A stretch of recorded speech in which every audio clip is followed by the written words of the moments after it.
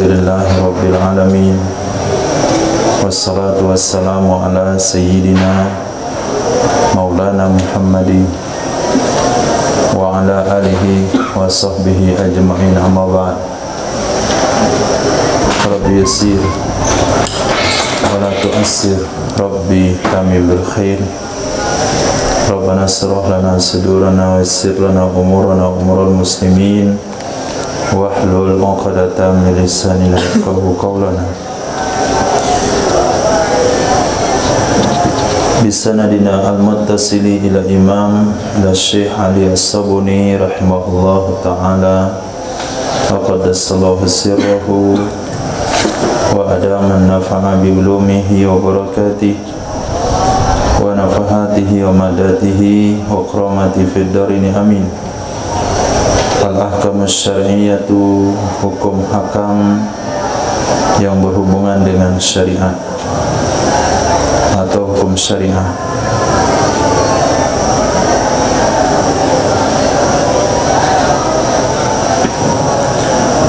Al-hukmul awal, hukum pertama. Hal hadhil ayah khasatun bi ahbarul yahudi wan nasara. Apakah ini ayat itu khusus dengan pendeta Yahudi, pemuka agama Yahudi dan Nasrani? Itu hukum pertama. Jawab: al-ayatul karimatu nazalat fi ahlil kitab min ahbaril yahud. Ayat yang mulia itu turun, ia ayat pada ahli kitab dari ahbaril yahud, pemuka agama Yahudi namanya ahbar, dan ulama Nasra, pemuka agama Nasrani. Alladzina, orang-orang, katamu, yang mereka menutupi, mereka menyembunyikan sifatin Nabi sallallahu alaihi wasallam, sifat-sifat baginda Nabi sallallahu alaihi wasallam, kriteria-kriteria baginda Rasul sallallahu alaihi wasallam. Kama dalla ala dzalika sababun nuzuli, sebagaimana menunjukkan di atas demikian oleh sabab nuzul, sebab turun ayat tersebut. Walakinnaha, dan akan tetapinya ayat, tashmilu kulla katimin li ayatillah, itu mencakup ya ayat setiap orang yang menyembunyikan bagi ayat-ayat Allah Subhanahu wa ta'ala.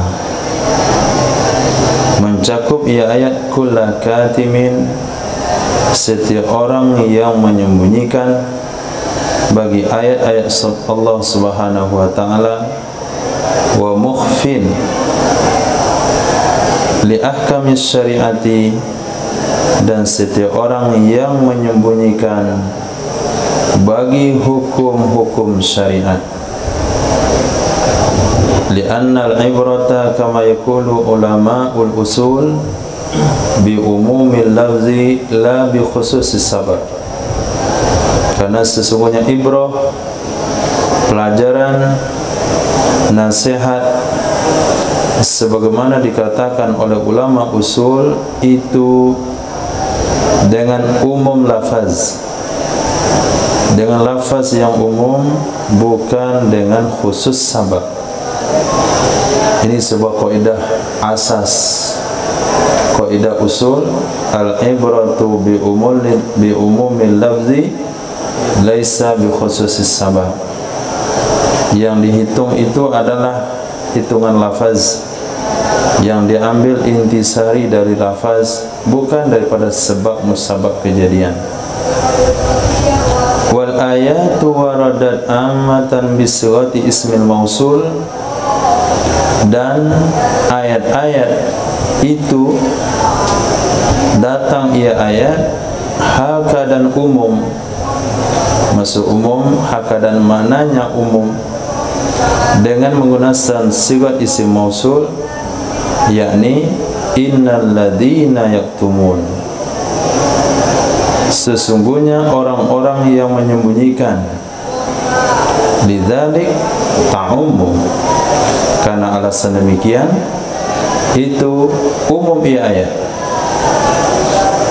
Itu juga menurut penjelasan ilmu usul fikih, bahasanya isim mausul termasuk lafaz am. Nah, jadi kesimpulan sementara jawabannya adalah ayat yang bercerita tentang ahli kitab yang menyembunyikan sifat Nabi itu juga mencakup hukum yang sama kepada siapa saja yang menyembunyikan ayat-ayat Allah, yang menutup-nutupi hukum syariat. Misalnya keluarga kita melakukan pembunuhan tanpa sengaja, kemudian kita ditanya oleh keluarga korban dengan pertanyaan, apa kewajibannya seorang pembunuh walaupun tidak sengaja? Kalau kita jawab 100 ekor onta diat muwalladzah karena pembunuhan serupa sengaja, maka kita memberatkan keluarga sendiri. Kalau kita tidak sampaikan, kita menutupi hukum. Maka kalau kita tidak sampaikan, kita kena kutuk oleh Allah Subhanahu wa ta'ala. Harus sampaikan, walaupun yang memberatkan keluarga sendiri. Begini sebetulnya Pak, Bapak sebagai keluarga korban berkewajiban atau berhak menerima 100 ekor onta. Kalau tidak ada onta, kembali kepada harga onta. Dia mughalladzah tadi pada 30 onta jaza, kemudian hikam tambah 40 onta bunting. Nah, kalau kita sampaikan kita bayar, kita berat, sampai, nah kita bebas. Maka orang yang menutupi hukum syariat demi kepentingan pribadinya, maka dia telah masuk dalam ayat tersebut.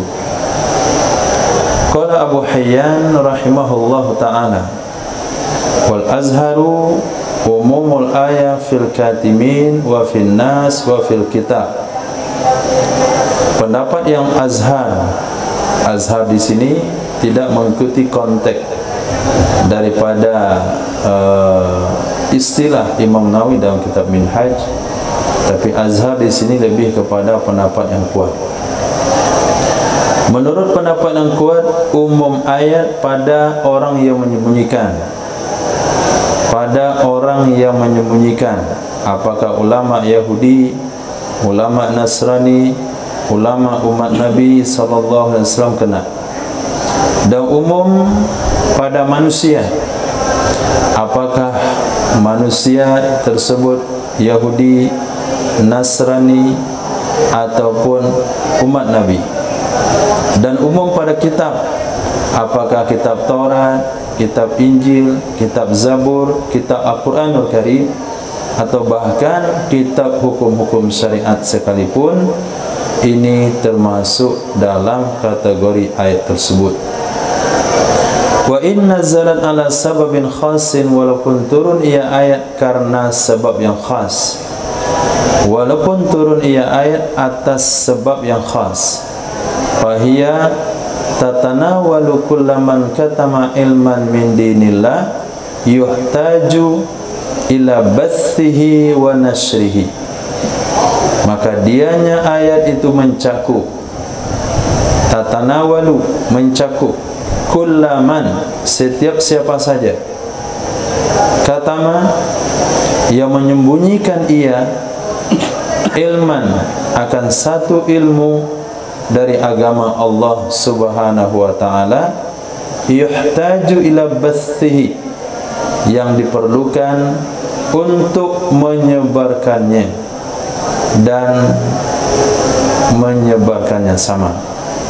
batsihi wa nashrihi, yang diperlukan untuk menyampaikannya dan menyebarkannya. Wa dzalika mufassirun fi qaulihi sallallahu alaihi wasallam, dan demikian itu menafsirkan atau mufassarun ditafsirkan pada sabda Nabi sallallahu alaihi wasallam, man su'ila an ilmin fakatamahu uljima yaumal qiyamati bilijamim min nari. Siapa saja yang ditanya tentang ilmu pengetahuan, maksudnya ilmu agama, fakatamahu, lalu dia menyembunyikan akannya ilmu agama, lalu dia menutupi akannya ilmu agama, itu dikekang ia seseorang. Uljima, dikekang ia seseorang pada hari kiamat dengan kekangan dari api neraka. Jadi akan dipasangkan di mulutnya seperti kekangan kuda bendi, yaitu sebuah besi yang dimasukkan ke mulut, kemudian dikasih tali ke belakang untuk mengontrol kuda tersebut belok kiri belok kanan.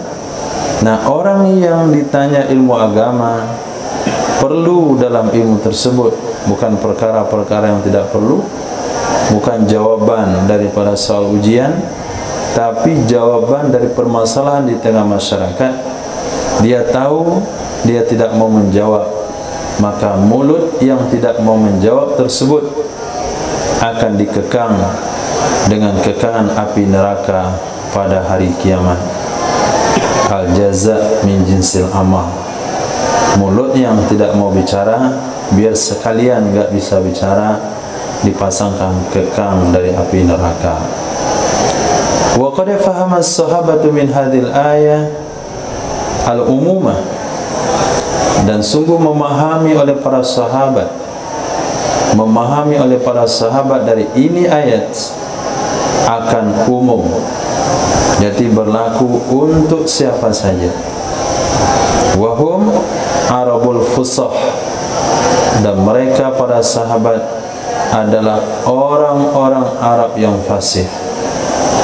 Marju'u ilaihim fi fahmil Quran, yang dirujuk kepada mereka di dalam memahami Al-Quranul Karim, yang dirujuk kepada mereka dalam memahami Al-Quranul Karim. Kamaruya, sebagaimana diriwayatkan dari Sayyidina Abi Hurairah radhiyallahu an, laula ayatun fi kitabillah ma haddatsukum bi haditsin summa tala qaulahu ta'ala innal ladzina yaktumuna ma anzalna minal bayyinati wal huda. Diriwayatkan dari pernyataan Sayyidina Abi Hurairah radhiyallahu an, beliau pernah berkata, jikalau bukan karena satu ayat, laula ayatun, jikalau bukan karena satu ayat, setelah laula itu ada khabar mubtada yang dibuang, wajib membuang khabar setelah laula. Jikalau bukan karena satu ayat yang ada dalam kitab Allah, ma haddatsukum, niscaya aku tidak akan sampaikan kepada kalian dengan satu hadis pun, dikarenakan beratnya pertanggungjawaban dengan hadis.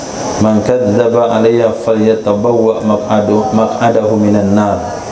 Karena beratnya ancaman ini, sehingga Sayyidina Abu Hurairah kepengen rasanya tidak akan menyampaikan hadis kepada sahabat yang lain, kepada tabi'in secara khusus, tapi karena ada satu ayat dalam Al-Quran, akhirnya aku sampaikan hadis kepada kalian.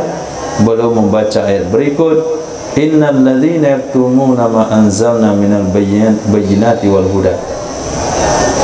Nah, di sini tidak ada khilafiyah, hanya saja Syekh Ali As-Sabuni memberikan kepada kita dalil bahasanya ayat innal ladzina yaktumuna ma anzalna minal bayyinati wal huda itu mencakup kepada siapa saja ulama kaum muslimin, kepada siapa saja yang tahu dari kaum muslimin dalam hal sebuah hukum yang dibutuhkan oleh masyarakat, lalu dia tidak mau menyampaikannya, dia akan mendapatkan apa yang didapatkan oleh bangsa Yahudi dan Nasrani. Berdasarkan satu, kaidah usul yang berbunyi al-ibratu bi umumil lafzi laisa bi khususis sabab. Yang kedua berdasarkan sabda Nabi sallallahu alaihi wasallam, man su'ila an ilmin fakatamahu uljima yaumal qiyamati bilijami minan nar. Yang ketiga berdasarkan pemahaman orang Arab yang berdasarkan penafsiran para sahabat yang mereka fushah dalam bahasa Arab, mereka lebih paham dengan Al-Quranul Karim, maka dikutip Sayyidina Abu Hurairah pernah menafsirkan ayat tersebut. Kata beliau, kalau bukan karena sebuah hadis, kalau bukan karena satu ayat, aku tidak akan sampaikan hadis kepada kalian. Ayat yang dimaksudkan adalah innal ladzina yaktumuna ma anzalna binal bayyinati wal huda.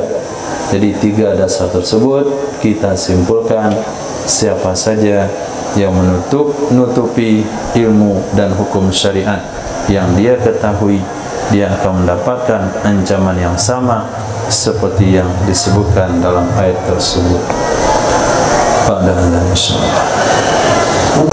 Bismillahirrahmanirrahim. Alhamdulillah, sallallahu ala sayyidina maulana Muhammadin wa ala alihi washabihi ajma'in. Kita masuk pada hukum kedua, hal yajuzu akhdul ajri ala ta'limil qur'ani wa ulumid dini.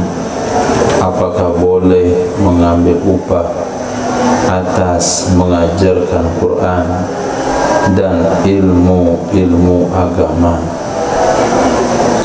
Istadallal ulama'u min qawlihi ta'ala, menjadikan dalil oleh para ulama dari firman Allah Subhanahu wa taala yang berbunyi, innal ladzina yaktumuna ma anzalna minal bayyinat.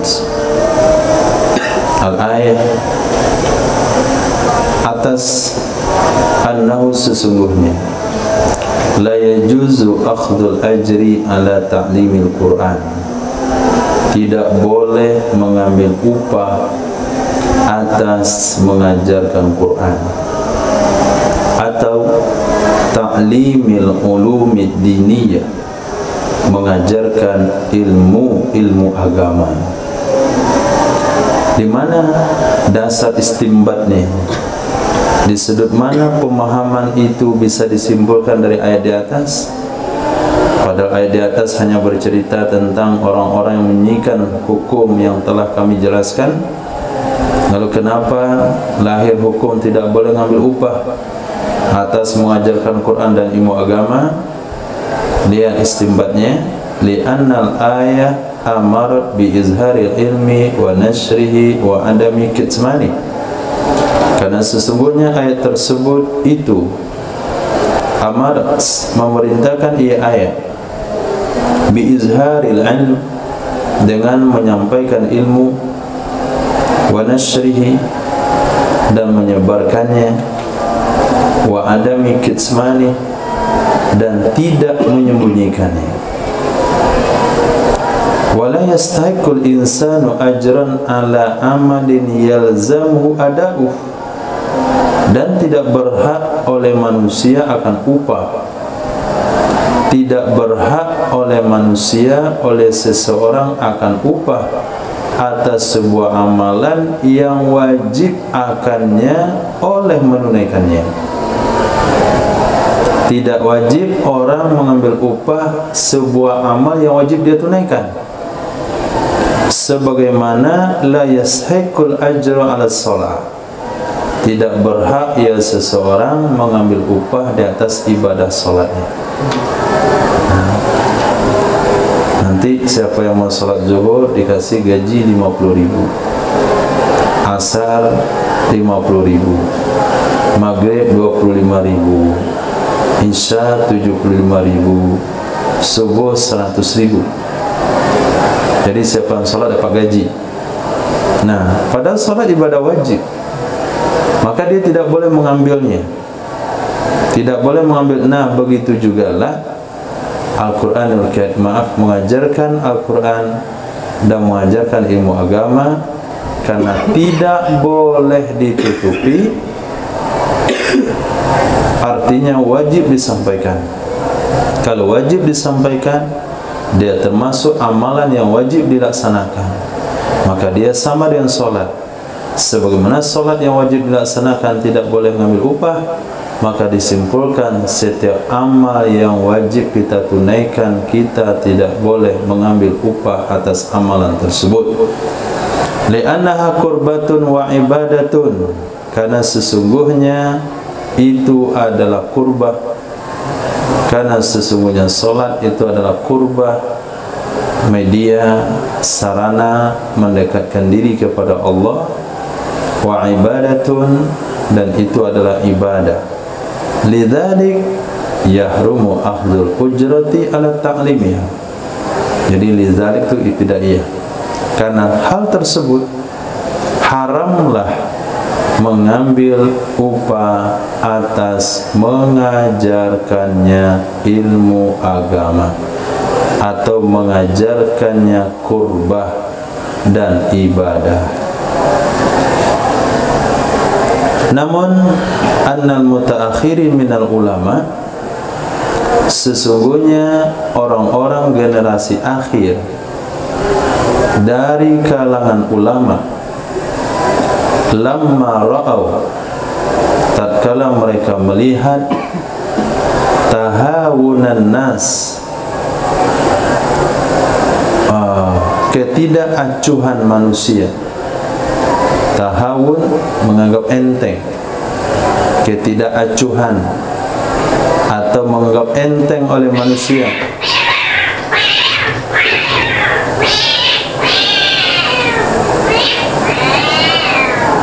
Wa adama iktirasihim li amri ta'lim, tidak mengambil penting mereka, tidak peduli mereka dengan urusan mengajarkan agama. Ta'limid dini, dini masdar, dia jatuh untuk na'at, sah karena ada ya nisbah. Ta'limid dini, karena urusan mengajarkan yang agama, mengajarkan pembelajaran agama. Kemudian israfahum, tak kala mereka melihat berpalingnya mereka manusia. Insirafahum, berpalingnya mereka manusia, ilal istighali, kepada kesibukan, bimata'il hayatid dunia, dengan barang-barang atau kesenangan kehidupan dunia. Wara'au, dan mereka juga melihat, anna dzalika, sesungguhnya demikian itu, yusrifun nasa, memalingkan ia demikian, kesibukan duniawi, tidak peduli dengan ilmu agama, pendidikan agama, memalingkan ia demikian akan manusia dari ayyanu, bahwa mereka mementingkan dengan pelajaran atau mengajarkan kitab Allah, wasairil ulumid diniyah, dan seluruh ilmu-ilmu agama. Kalau hal ini terus dibiarkan, fayan'adimu hafazatul Quran, maka akan habis, akan hilang para penghafal Quran. Wa tadi'ul ulum, dan akan sia-sialah, akan lenyaplah ilmu-ilmu agama. Lidzalik, karena pertimbangan-pertimbangan di atas, orang tidak peduli lagi dengan ilmu agama, orang sudah berpaling kepada kesibukan kehidupan dunia. Mereka melihat semua kesibukan dunia, kesenangan dunia telah memalingkan dari mementingkan mengajarkan Al-Quran, mengajarkan ilmu agama, akhirnya abahu, mereka membolehkan akhdal ujur, mengambil upah-upah atas mengajarkan Quran dan ilmu agama. Daripada hari ini, ketika pondok pesantren tidak memiliki ujian formal, mereka mempertanyakannya. Tapi ketika sekolah mentiadakan ilmu agama, mereka tidak terlalu mempedulikannya. Seolah-olah ilmu duniawi itulah tujuan daripada sebuah pendidikan. Kalau les, bimbel, itu banyak bimbel-bimbel di Kota Padang, itu ramai peminatnya, datang bayar. Tapi TPA, jangankan iurannya, sumbangan Jumat yang paling sedikit nilainya itu TPA. Itu kepedulian masyarakat.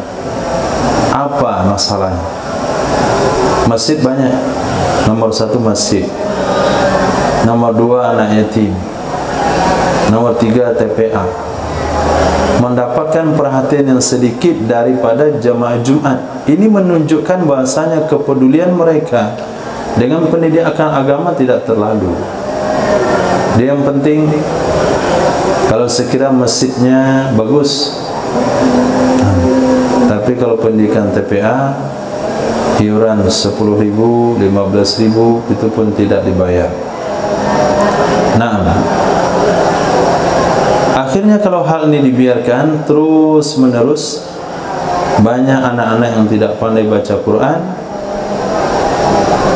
kemudian ilmu agama akan tersia-sia. Banyak kitab-kitab agama tidak akan pernah dibaca, sementara Quran saja belum bisa mereka baca. Berdasarkan pertimbangan-pertimbangan tersebut, maka bolehkan ambil upah daripada pendidikan agama. Kalaulah haram juga, akhirnya yang belajar agama dia tidak peduli. Sudahlah orang tidak peduli dengan pendidikan agama, dia juga tidak peduli mengajarkan agama karena enggak ada upahnya.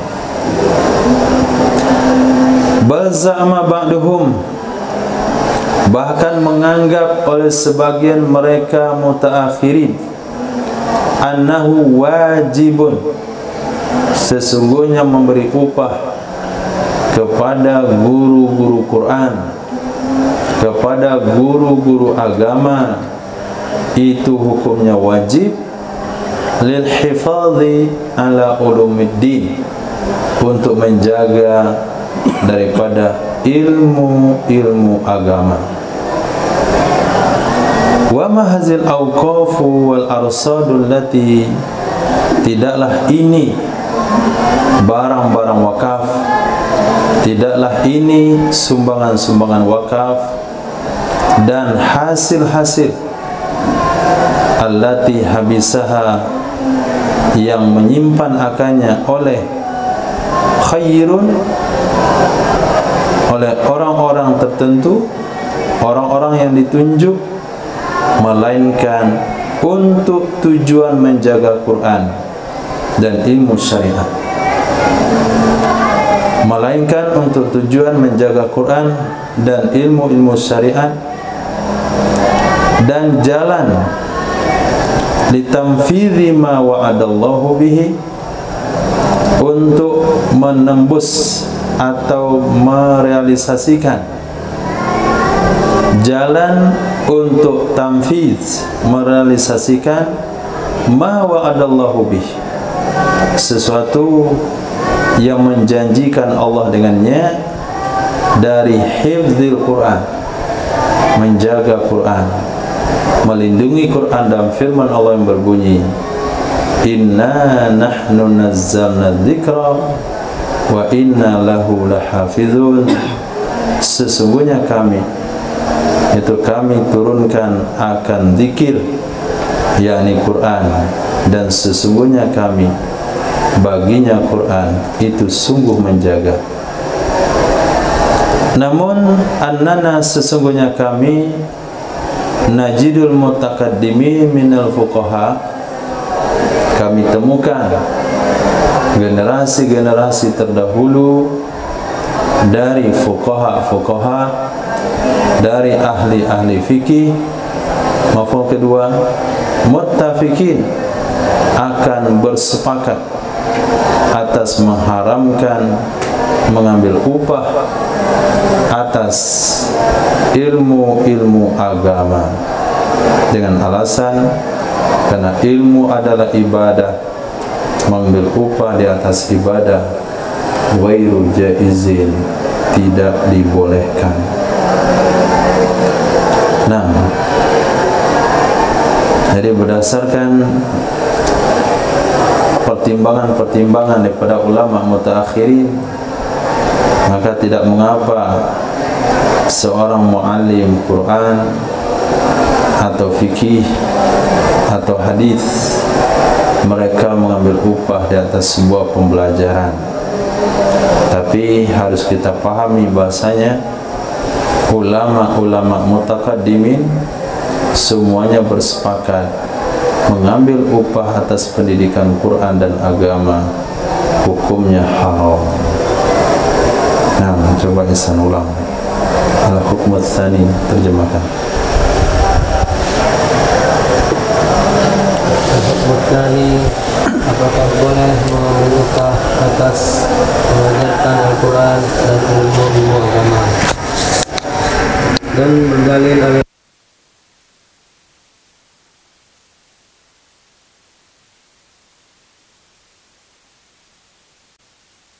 ada bahasa tadi wa ma hadzal awqaf wal arsad, ini adalah wakaf yang ada di Mesir. Nah, tidaklah ini wakaf-wakaf. Jangan bayangkan di Indonesia. Di Indonesia nggak ada wakaf-wakaf.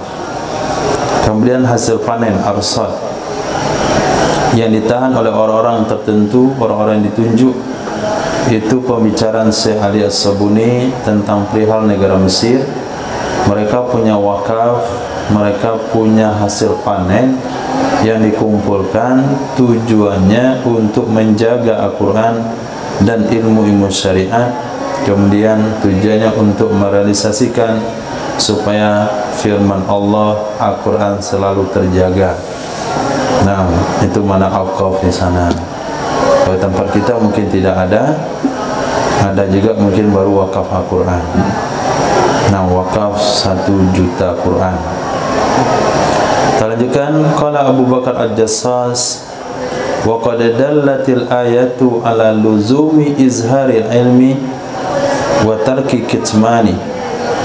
Sungguh menunjukkan oleh ayat di atas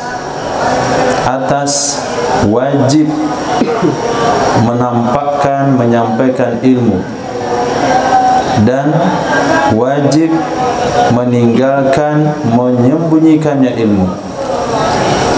Tarki atau kepada izhari, wajib menyampaikan ilmu, wajib meninggalkan, menyembunyikan ilmu. Fahiyah, maka dianya ayat dalatun, itu menunjukkan atas imtinai jawazi ahdil ujrati alaih, terlarang boleh mengambil upah atasnya Quran, atasnya ilmu. Ghairu jaizin, ghairu jaiz istihqaqil ajri, karena tidak boleh berhak mengambil upah, karena tidak boleh berhak mengambil upah alama alaihi fi'lu, atas sesuatu yang wajib di atasnya seseorang oleh melakukannya sesuatu. Alaihi bisa takdirkan lazimah, atas sesuatu yang wajib di atasnya seseorang oleh melakukannya. Ala tara annahu la yajuzu istihqaqul ajri 'ala al-Islam, adakah tidak kamu perhatikan sesungguhnya tidak boleh mengambil upah atas Islam. Kalau ada orang minta 2 kalimat syahadat, kita ajarkan lalu kita minta upah. Kita buka kantor, jasa membimbing 2 kalimat syahadat. Syahadat pertama 200.000, syahadat kedua 200.000. Materai semua sertifikat genap 500.000. Ini tidak pernah ada orang buat. Hukumnya haram karena dia wajib. Wa yadullu alaihi aidan, menunjukkan di atasnya tidak boleh juga mengambil upah. Yadullu alaihi, menunjukkan di atasnya tidak boleh mengambil upah juga qauluhu, oleh firman-Nya Allah Subhanahu wa taala, innal ladzina yaktumuna ma anzalallahu minal kitabi yashtaruna bihi thamanan qalila. Sesungguhnya orang-orang yang mereka menyembunyikan ma anzalallah, sesuatu yang menurunkan oleh Allah Subhanahu wa taala. Apa sesuatu itu? Bayannya dari kitab. Yashtaruna bihi, dan mereka membeli dengannya kitab akan harga yang sedikit, maksudnya kesenangan dunia. Wa zahiru zalika, zahir demikian ayat, yamna'u, itu mencegah, ya zahir, akhzal ajri, mengambil upah, alal izhari, atas menyampaikan, wal kitman, dan menyembunyikan, jami'an sekalian. Lianna qaulahu, karena sesungguhnya firman Allah Subhanahu wa taala, wa yashtaruna bihi thamanan qalila, dan mereka membeli, mereka mengusahakan dengannya kitab akan harga yang sedikit.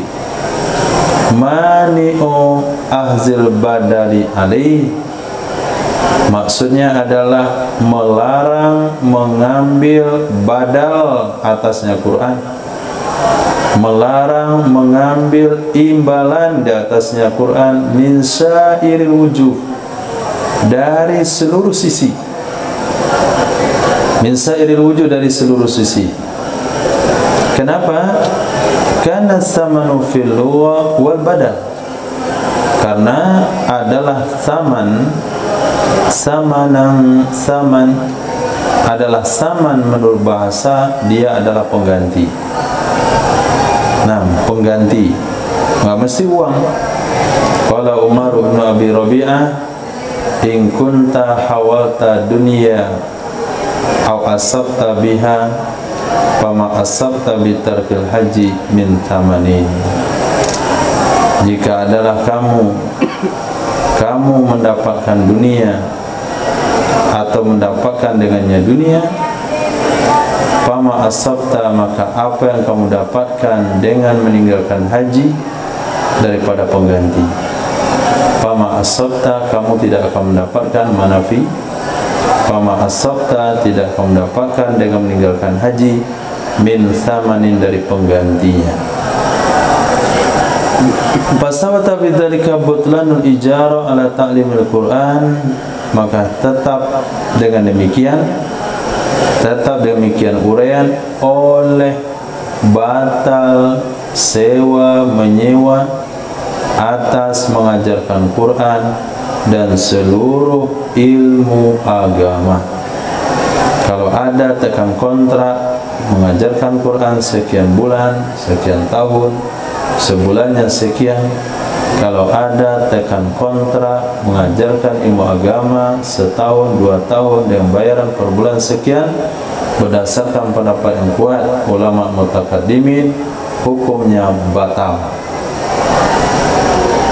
Berkata Imam Fakhrul Razi, ihtajju bihadil ayah, berargumen mereka para ulama, berdalil mereka para ulama dengan ini ayat atas annahu, sesungguhnya la yajuzu akhdhul ujrati ala ta'lim, tidak boleh mengambil upah atas mengajarkan ilmu agama. Li'anna al-ayata lamma dallat ala wujubi ta'lim, karena sesungguhnya ayat tatkala lama tatkala dalat menunjukkan ia ayat atas wajib mengajarkan, itu khabar anna. Maaf, jawab lama, khabarnya lama. Di annal ayah itu lama niscaya kana ahzul ujrati ahzan ala ada'il wajib. Niscaya adalah mengambil upah, niscaya adalah mengambil upah itu mengambil atas menunaikan yang wajib, dan sesungguhnya itu tidak boleh. Sesungguhnya nya kembali domir kepada ahzul ujra ala ada'il wajib. Sesungguhnya mengambil upah di atas menunaikan kewajiban itu tidak boleh. Dan firman Allah Subhanahu wa taala, wa yashtaruna bihi thamanan qalila mani'un akhzal badali alaih, itu melarang akan mengambil badal, mengambil imbalan, mengambil pengganti di atasnya kitab dari seluruh bentuk, min jami'il wujuh, dari seluruh bentuk. Nah, aqulu hazi nazratul fiqhiyah daqiqah. Ini adalah tinjauan pemikiran atau penelitian fiqhiyah, ilmu fikih daqiqah yang halus, tasmu bil ilmi ila darajatil ibadah, yang naik ia ini nazrah dengan ilmu kepada derajat ibadah. Wahia nazratun jadirah bitakdir, dia adalah pandangan yang pantas, pandangan yang bagus dengan takdirnya, dengan nilainya. Namun ulumus syariah, ilmu-ilmu agama, takadu tadi'u, hampir lenyap ya ilmu agama, hampir lenyap ya ilmu agama, ma'al akhdhi, serta mengambil dengan fatwa ulama mutaakhirin, serta mengambil dengan fatwa ulama mutaakhirin, min ibahati akhdhil ujrati ala ta'lim, dari membolehkan mengambil upah atas menyampaikan ilmu.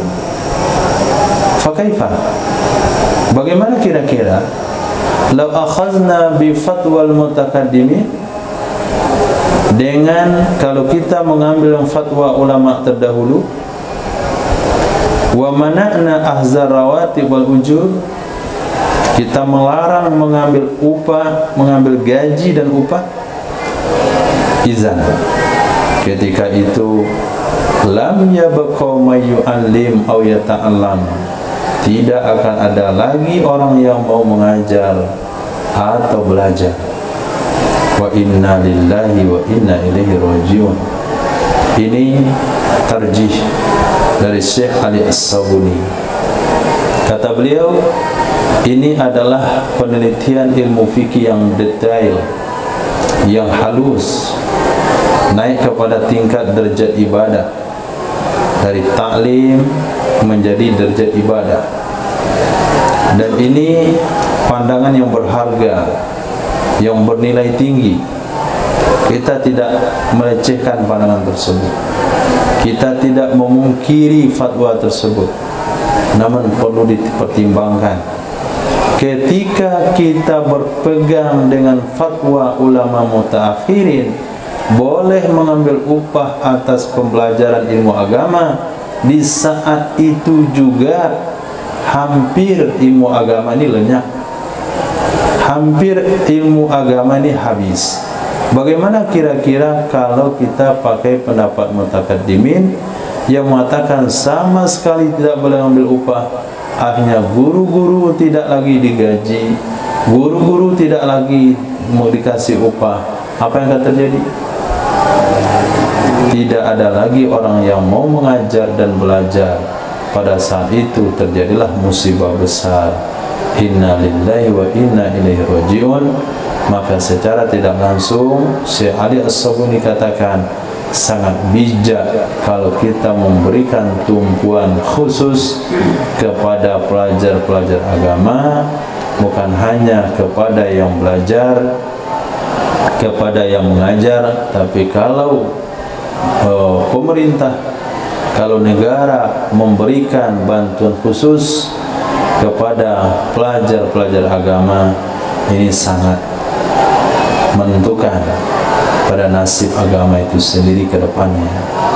Misalnya yang belajar Quran sebulan dapat gaji 1 juta tahfiz. Kemudian yang belajar kitab I'dad sebulan 2 juta. Tafakuh sebulan 3 juta. Daurah sebulan 5 juta. Oh, serasa penuh pondok-pondok pesantren. Nah, baru berkembang lagi ilmu agama. Kemudian siapa dari santri yang berhasil menyusun karangan, satu karangan dinilai sekian juta. Kemudian siapa lagi yang mampu menyebarkan ilmu agama ke pedalaman, maka dia akan pulang setahun dia menyebarkan agama ke Mentawai, dia dibawa ke rumah di Khatib Sulaiman. InsyaAllah ilmu akan tersebar. Nah, ini pandangan Syekh Ali As-Sabuni. Nah, apapun pandangan para ulama, kita harus mewaspadai bahasanya jangan sekali-kali meletakkan tarif atas sebuah pendidikan agama. Yang kedua, jangan menolak hadiah, karena Nabi tidak pernah menolak hadiah. Nah, itu kesimpulan yang lebih mudah. Ma tursidu ilaihi al-ayatul karimah, sesuatu yang menunjukkan kepadanya oleh ayat-ayat yang mulia. 1. Yahudi dan Nasrani, mereka telah menyembunyikan sifat kriteria Nabi besar Muhammad sallallahu alaihi wasallam lisaddin nasi anil imani bih, untuk menghalangi manusia dari beriman dengannya Nabi sallallahu alaihi wasallam. Itu yang pertama, intisari ayatnya. Yang kedua, katmul ilmi khiyanatul lil amanah, menyembunyikan ilmu itu merupakan pengkhianatan kepada amanah allati ja'alahu Allahu fi anakil ulama, yang menjadikan akannya amanah oleh Allah di leher-leher para ulama. Nah, ketika kita mendapatkan kesempatan dan peluang menyampaikan ilmu agama yang Allah titipkan, ini dianggap sebuah kesyukuran besar. Terlepas apakah ada tunjangan atau tidak ada tunjangannya, ketika kesempatan itu syukuri kepada Allah, bersyukur telah diberikan peluang untuk menyampaikan ilmu agama. Nah, ketika kita tidak mau, berarti kita berkhianat dengan ilmu yang Allah berikan. Yang ketiga, wajib nasrul ilmi, wajib menyebarkan ilmu, wajib menyampaikan ilmu kepada manusia supaya merata hidayah ini jami'al basar, kepada seluruh manusia. Yang keempat, man katama syai'an min ahkami syar'il hanif, siapa saja yang menyembunyikan sedikit pun, siapa saja menyembunyikan apapun dari hukum-hukum syarak yang lembut, yang lurus, hanifah, hukum syariat yang lurus, niscaya dia berhak kutukan abadi, laknatal mu'abbada. Yang kelima, la takfit taubatu wahdaha, tidak cukup taubat doang, tidak cukup taubat saja, bahkan harus memperbaiki sirah perjalanan hidupnya, mulai dia mengembangkan ilmunya, kemudian ikhlas dalam beramal. Khatimatul bahas, hikmatul tasyrih.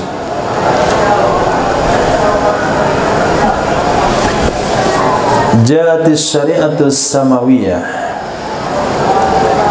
telah datang syariat-syariat dari langit. Lihidayatil basyariyah, untuk menunjukkan manusia. Wa ikhrajin nasi minaz zulumati ilan nur, untuk mengeluarkan manusia dari kegelapan kepada cahaya. Wa qad umirna wa qad amarana al-islamu, sungguh memerintahkan kepada kita oleh ajaran Islam, bi ta'limil jahil wa hidayatid dal wa da'watin nasi ilallah, mengajarkan orang yang tidak tahu, membimbing orang yang sesat, mengajak manusia kepada Allah. Hatta takumal hujjatu 'alan nas, sehingga akan tegak hujjah terhadap manusia. Wala yabqa li ahadin udhrun, dan tidak tersisa bagi siapapun alasan, oleh alasan di sisi Allah nanti pada hari kiamat. Walamma kana ma anzalahu Allahu minal bayyinati wal huda, dan tatkala adalah sesuatu anzalahu Allahu, yang menurunkan akannya oleh Allah Subhanahu wa ta'ala. Apa sesuatu tersebut?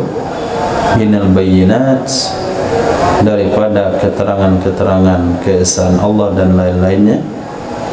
Wal huda, dan petunjuk.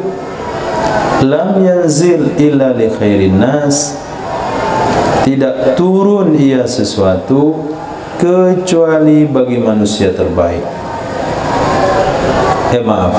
Tidak turun ia sesuatu kecuali li khairin nas, bagi kebaikan manusia. Nah, khairin nas, kebaikan manusia. Wa hidayatil basyariyah, dan untuk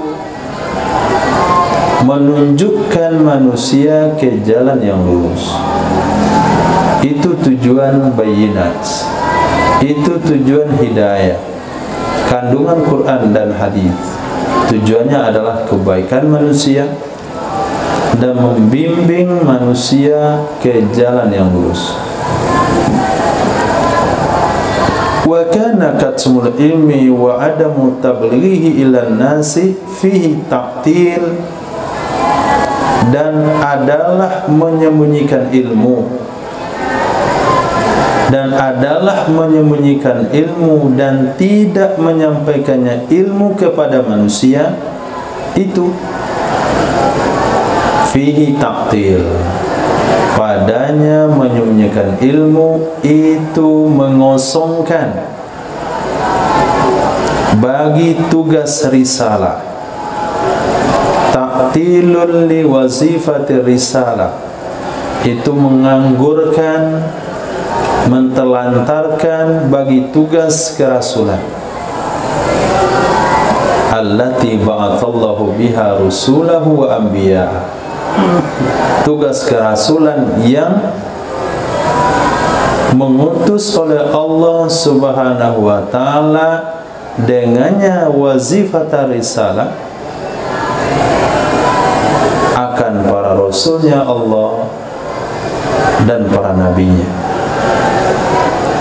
Fabihi khiyanatul lil amanati allati tamanallahu 'alaiha al-alama, maka di dalamnya menyembunyikan ilmu, di dalamnya tidak menyampaikan ilmu, itu terkandung pengkhianatan kepada amanah. Pengkhianatan kepada amanah yang iktamanallahu 'alaiha, yang mengamanahkan oleh Allah atasnya amanah kepada para ulama. Ingat, iz akhadallahu mitsaqal ladzina utul kitab, ketika mengambil oleh Allah akan janji, ketika mengambil oleh Allah kesepakatan, alladzina utul kitab, orang-orang yang telah diberikan kepada mereka akan kitab. Apa kesepakatannya? La tubayyinunnahu linnas, sungguh benar-benar kalian akan menyampaikannya kitab kepada manusia. Wala taktumuna, dan tidak kalian sembunyikan akannya. Itu janji Allah kepada para ulama yang telah diberikan amanah ilmu. Lidzalik, karena alasan tersebut, faqad syaddadallahu an-nakira, maka sungguh telah menekankan oleh Allah bantahan terhadap orang yang menyembunyikan apapun mimma yahtajun nasu ilaih, dari hal-hal yang diperlukan manusia kepadanya.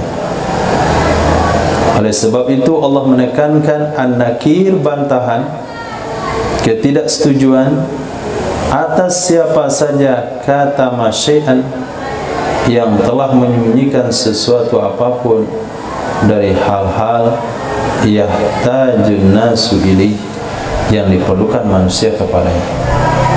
Wa khassatan fi umuriddin, terlebih-lebih apatah lagi dalam urusan-urusan agama. Wa u'ada bil azabil alimi li kulli man katama ayatillah, dan mengancam ya Allah, au'ada, mengancam ya Allah dengan azab yang sangat pedih bagi siapapun yang menyembunyikan akan ayat-ayat Allah, bagi siapapun akhfa ahkam syariah, yang menutup-nutupi, yang menyembunyikan hukum-hukum syariat. Li'anna al-kismana jurmun azim, karena sesungguhnya menyembunyikan itu dosa yang besar. Kalau jirmun, benda yang perlu tempat namanya jirim. Kalau jurmun, dosa. Yastahiqu murtakibuhu al-la'na, berhak oleh pelakunya kitman. Yastahiqu murtakibu, berhak oleh pelakunya kitman akan kutukan dan dijauhkan dari rahmat Allah Azza wa Jalla. Wa fi hadha dilalatun wadihah, pada ini itu dilalah yang jelas, petunjuk yang jelas atas membantu Islam yang besar, ala inayatil islamil azimah, membantu agama Islam yang besar dengan cara nasril ilmi was thaqafah, menyebarkan ilmu dan pengetahuan umum, litablighi da'watillahi ilan nas, untuk menyampaikan dakwah Allah, ajakan Allah kepada manusia, wa intisyalil ummati min barasinil jahli wad dalalah, dan intisyal dari nasyara atau mencabut, membebaskan umat daripada barasin. Barasin apa artinya? Dari barasin, dari kamus. Nah, coba ulang Zahra, hikmatut tasyrih.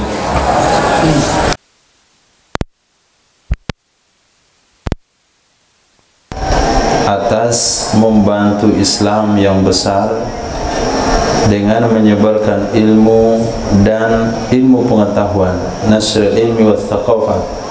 Thaqafah itu pengetahuan umum. seperti kitab Kabair misalnya. Litablighi da'watillah, untuk menyampaikan dakwah Allah kepada manusia, ajakan Allah kepada manusia, dan intisalil ummah, membebaskan umat daripada cengkeraman kebodohan dan kesesatan. Fanasrul ilmi ibadah wa katsmuhu jinayah, maka menyembunyikan ilmu adalah sebuah ibadah, dan maka menyebarkan ilmu adalah ibadah, dan menyembunyikan ilmu adalah kriminal, jinayah. Wa qad qala alaihi salatu wassalam, ballighu anni walau ayah, sampaikan oleh kalian dariku walaupun satu ayat. Wa qala alaihi salatu wassalam, man su'ila an ilmin fakatamahu, siapa saja yang ditanya tentang ilmu lalu dia menyembunyikannya, itu uljima yaumal qiyamah, dia akan dikekang pada hari kiamat, bilijamim min nar, dengan kekangan dari api neraka. Nah, sampai di sini ada pertanyaan.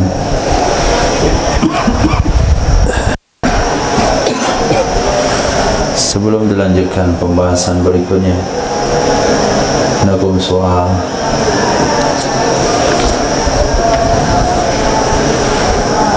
Apa?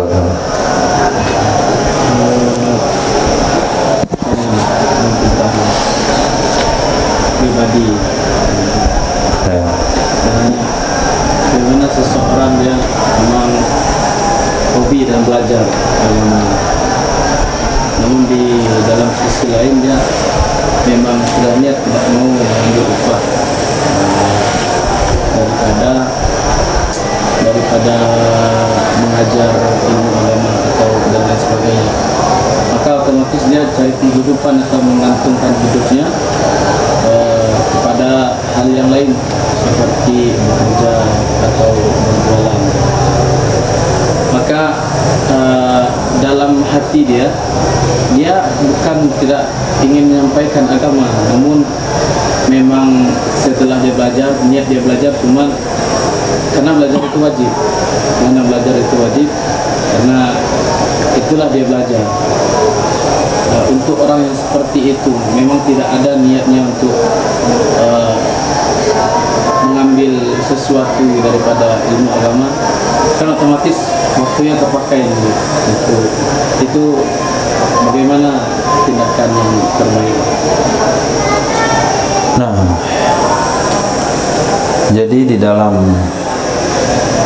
kalau kita menelusuri daripada kehidupan manusia, itu ada dari manusia itu diciptakan oleh Allah, dia termasuk orang-orang yang tidak bisa diberi usaha. Nah, disebut bahasa apanya itu? Ada bahasa istilah tasawuf, al-khali, ada makam kasbi, ada lagi makam tawakal. Dan tawakal bahasanya, kalau dia sudah coba usaha, bahkan ini suatu bukti, satu bukti dalam kehidupan bermasyarakat, dia usaha apa saja tidak pernah berhasil. Sudah dimodali oleh Pak Mertua, habis modalnya. Dibuka kedai nasi, bangkrut. Dibuka dagang, bangkrut.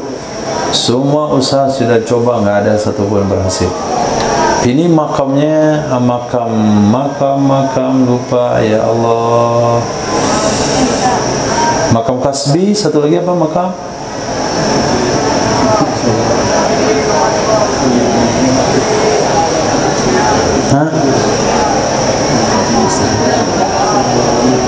Khair, makam itulah yang ada dalam memori saya dulu. Makam.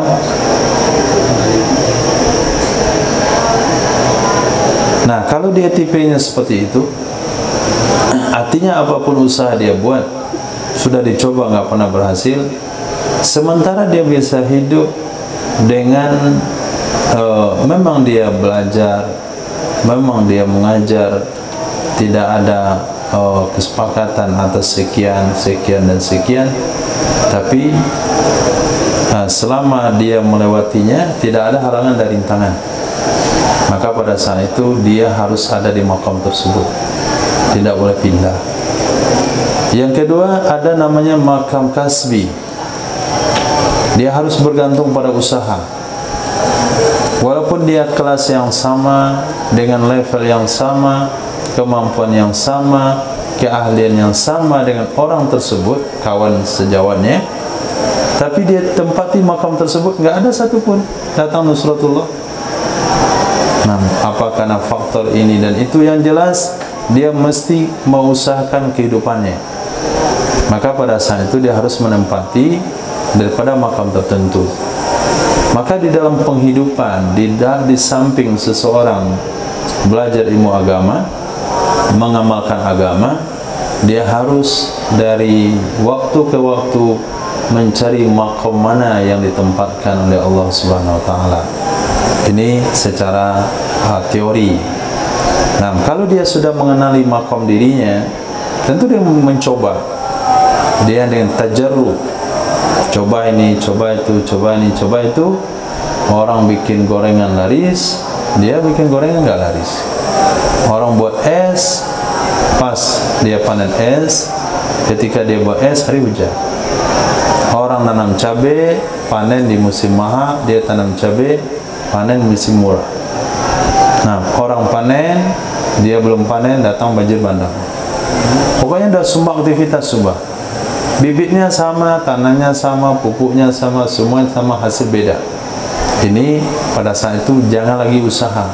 Kamu sudah ditulis oleh Allah makamnya makam tajrid. Itu dia. Maka diulang-ulang ingat juga. Namanya makam tajrid. Dia harus ada posisi tersebut. Nah, kalau ketika dia ada di makam tajrid, itu nggak ada satupun datang, betul-betul tajrid. Rezekinya juga tajrid. Nah, maka dia harus naik kepada makam, maksudnya turun kepada makam kasbi. Khair. Kemudian kalau sekiranya memang dia ada di makam kasbi, maka harus dia bagi waktu untuk menyampaikan ilmu dan untuk kasbi. Nah, kasbi itu berapa? Kasbi itu sesuai dengan usaha yang cukup untuk memenuhi keperluannya. Bisa dia bagi waktu per hari, per jam dalam per hari, bisa dia bagi waktu per hari dalam per bulan. Misal dia akan usaha hari Kamis malam markas. Nah, yang kedua pagi Jumat, yang ketiga hari Ahad, selesai. Hari Sabtu, Senin, Selasa, Rabu dia dengan ilmu. Kamis, Jumat, Sabtu dia dengan dagangan dan usaha. Itu contoh. Karena kalau kita mau memaklumi dan meyakini apa yang terjadi dengan soal rezeki, itu bukan tidak ada rezeki, bukan tidak cukup, tapi tidak terpenuhi keinginan. Sebetulnya nggak ada bahasa nggak cukup, hanya ada adalah tidak terpenuhi keinginan. Itu bahasa yang ada. Kalau cukup semuanya cukup, kecuali memang satu dua lah ditakdirkan oleh Allah, memang demikian.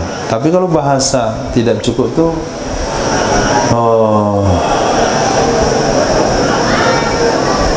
antum hidup di rumah pernah nggak makan? Nggak pernah kan?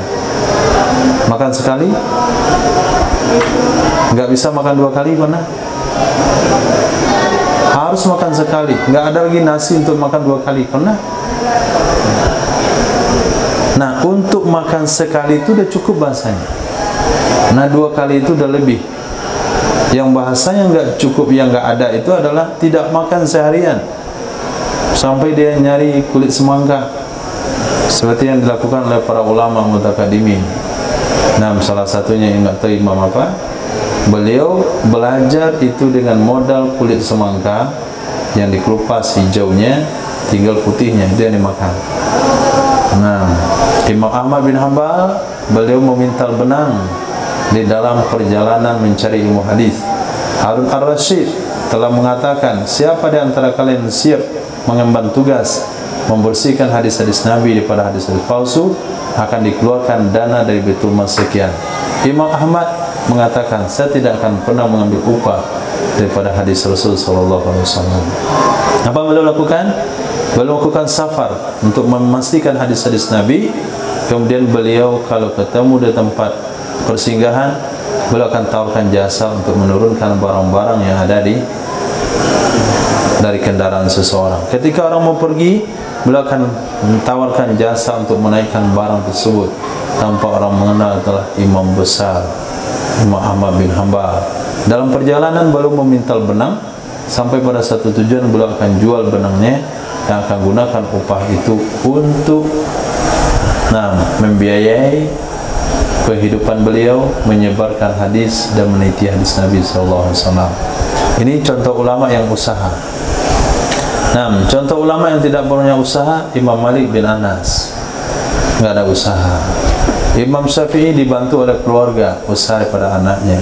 Imam Lais bin Sa'ad adalah seorang petani yang kaya raya di Mesir. Imam Abu Hanifah adalah seorang yang punya toko.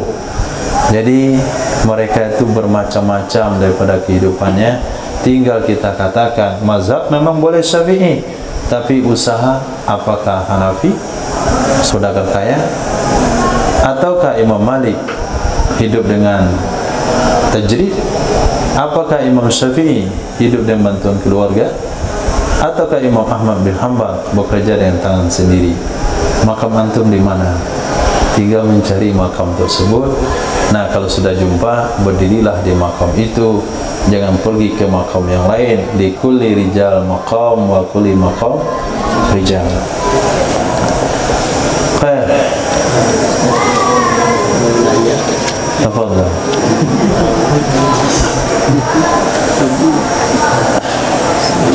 Tentang pekerjaan pekerjaan jasa yang bernama Bakhanta ya kami.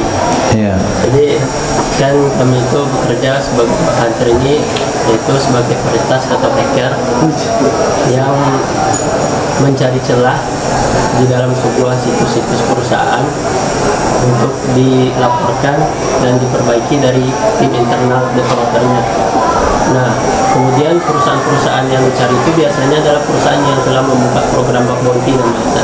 Jadi program bug bounty ini adalah perusahaan yang sudah membuka program yang seperti akad jualah gitu lah, sayembara gitu.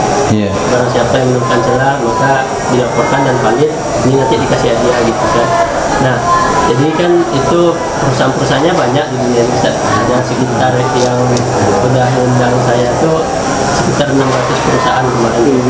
Jadi dari 600 perusahaan itu kan ada sebagian yang pro dengan Israel dan ada juga sebagian pro dengan Palestina dari segi pendukungnya gitu. Tapi kan yang saya ini kan kerjanya di sistem fiturnya Ustaz, bukan untuk dari sistem pendukung itu. Nah, jadi saya kemarin itu pernah teman saya itu dia nyari celah di Instagram dan Facebook, sedangkan dia dapat hadiah $90.000. Nah, jadi sedangkan Instagram itu kan kalau dari atasannya itu pendukung Israel kan. Apakah kita, bagaimana hukumnya kalau kita menerima dari uang dari perusahaan yang pro dengan Israel itu? Nah, pro itu ada artian membantu. Apakah sedang pro saja? Ini kita santrinya kan pro Palestina. Nah, tapi nggak ada Rp1.000 pun untuk Palestina. Nah, pro-nya seperti apa? Kalau kita cuma menerima uangnya aja. Nah, pro perusahaan itu kepada Israel seperti apa? Sejauh mana?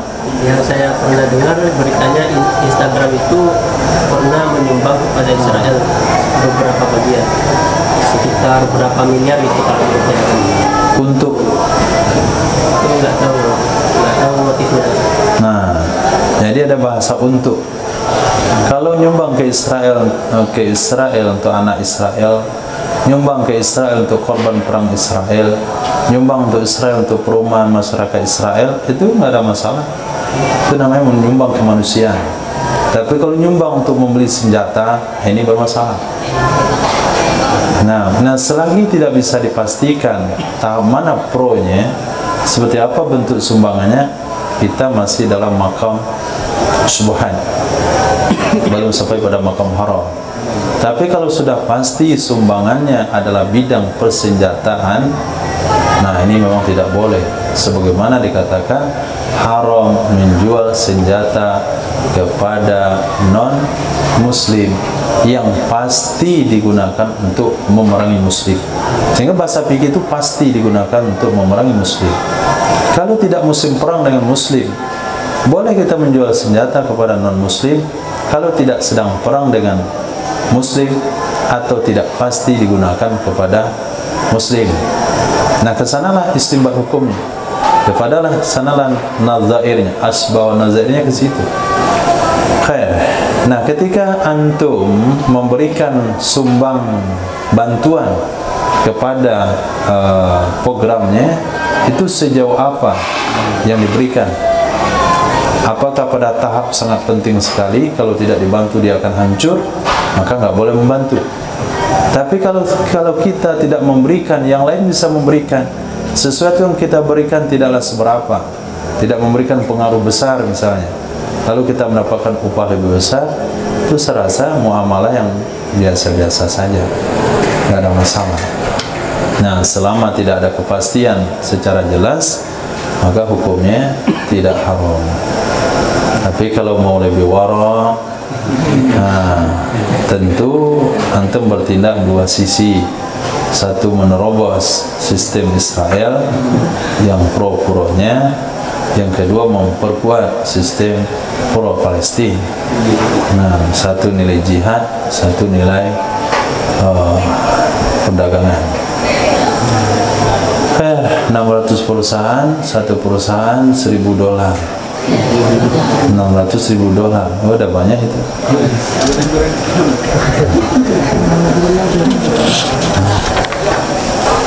Yang paling pusing nengkat 5 tuh enggak. Nah, saya juga pusing. Penting itulah jawabannya enggak. Paham Irfan? Nah, sama orang kimia bicara kimia, sama orang gizi bicara gizi, antum baca saja itu kalimat-kalimat gizi nggak mengerti. Nah, itu juga nggak tahu tentang bahasa-bahasa apa. Nah, ada lain? Kita lanjutkan muhadaratus sabi'ah, penyampaian muhadarah yang ketujuh, ibahatut thayyibat wa tahrimul khaba'ith. Nah, ini sesuai dengan pertanyaan tadi. Membolehkan yang baik-baik, mengharamkan yang kotor-kotor. Asal baik boleh dikonsumsi, dan haram hukumnya yang kotor, yang najis.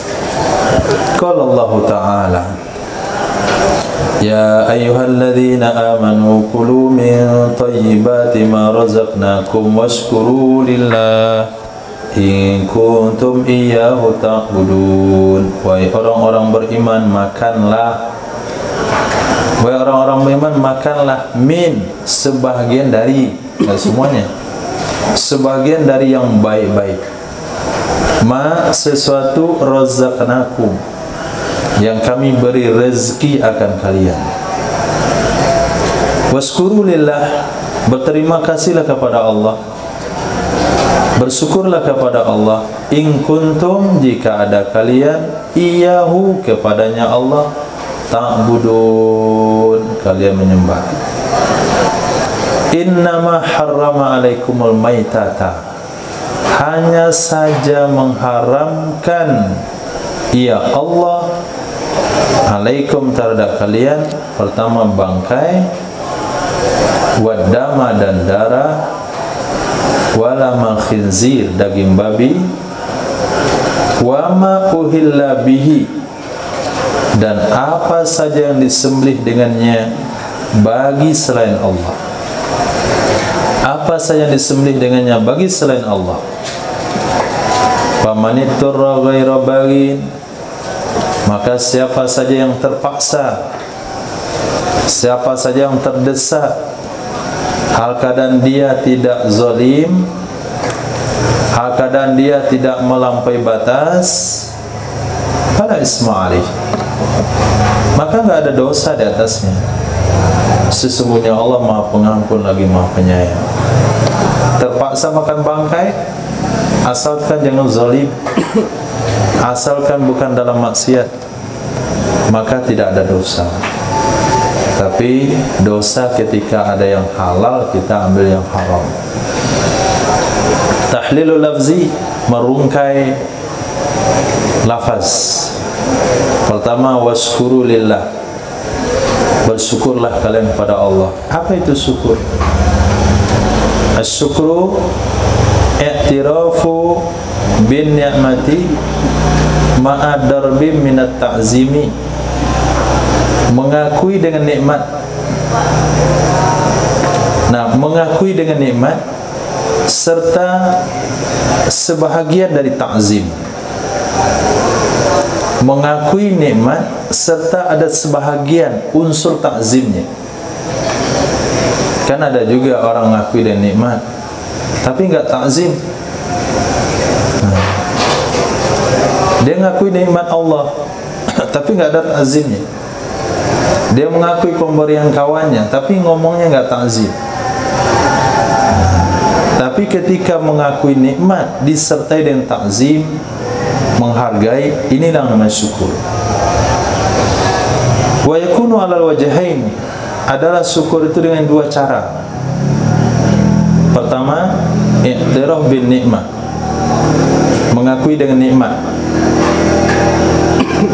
Wa zalika bis sana'i 'alal mun'im, demikian syukur dengan nikmat, mengakui dengan nikmat, demikian dengan cara menyanjung kepada yang memberi nikmat. La in syakartum la azidannakum, demi jika kalian bersyukur niscaya sungguh aku benar-benar akan tambah kepada kalian. Ini kunci nikmat, syukur. Syukur ini akan akan mempertahankan nikmat yang ada dan akan mendatangkan nikmat yang enggak ada. Syukur. Perlu kita ingatkan ke kawan-kawan untuk menjaga inventaris pribadi, baju, uang. Jangan waktu dikasih uang oleh orang tua digunakan perkara yang tidak baik. Nanti kalau dia hidup cari uang sendiri pasti susah. Nah, tapi ketika dia bisa mempergunakan pemberian uang orang tua kepada hal-hal positif, maka ketika dewasa dia cari uang, Allah akan berikan kemudahan. Dia jaga barang-barangnya walaupun jelek sekalipun. Kalau enggak kepake kasih sama orang lain. Dan ngasihnya lihat-lihat orang yang bisa jaga barang, bukan pada orang sembarangan. Nah, wujud syukur ini pasti nikmat yang ada Allah kekalkan dan nikmat yang enggak ada Allah akan datangkan. Janji Allah lebih pasti daripada terbit matahari. La azidannakum, itu namanya syukur. Alhamdulillah, segala puji bagi Allah. Alhamdulillah, alhamdulillah.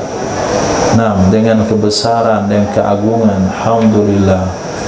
Dengan iktiraf, alhamdulillah. Sehingga kita meyakini apapun yang kita punya itu enggak ada yang dari kita, hanya semata dari Allah saja. Nah, jadi kadangkala kehidupan mendatang, dia bisa diselesaikan dari sekarang. Kita ingin menata ini secara ilmu tasawufnya, kehidupan yang akan kita lewati itu ditata hari ini, bukan hari besok. Karena Nabi, karena Allah SWT bersabda di kursi, apa bunyinya?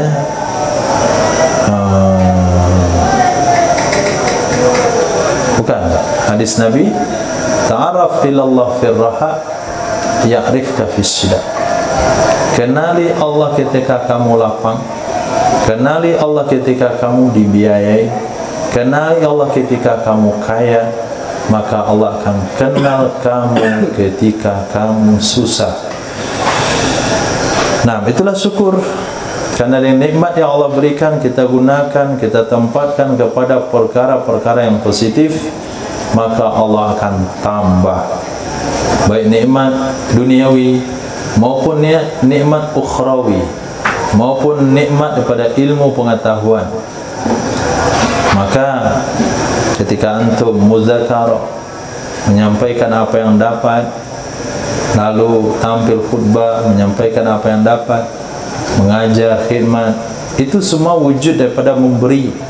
Maka secara tidak langsung, dengan cara mengajar dan menyampaikan apa yang dapat, Allah akan berikan ilmu secara ghaibiyah. Itu yang disebut dengan ilmu laduni.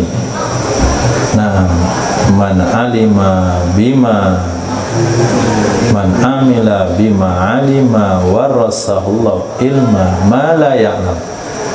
Siapa yang mengajarkan, mengamalkan ilmu yang dia tahu, orang tidak akan pernah mengingat rukun wudu, sunnah wudu yang dianjurkan dalam wudu kalau dia dalam wudu tidak pernah mempraktekkan. Berapa sunnah-sunnah wudu antara? Nah, tapi kalau dia praktekkan, dia akan ingat semuanya karena dia amalkan. Kemudian dia Allah memberikan rasa si asrar daripada apa yang diamalkan. Ilmu nahwu bagaimana amalkannya? Musharraf ya dengan muzakarah, baca kitab, baca dan baca. Kemudian Allah berikan ilmu dzuk, rasa. Dengan rasa itu lidahnya ya langsung aja ngomong itu, nggak perlu dipikir lagi. Jadi ilmunya ada di lidah, bukan dalam kepala lagi. Kalau kepala berkerut kening baca. Nah, tapi kalau ada lidah, nah itu dengan dzuk, itu yang disebut dengan laduni. Nah, lihat penyanyi itu hafal dia nyanyi sekian banyak, nah, dengan nadanya. Kenapa?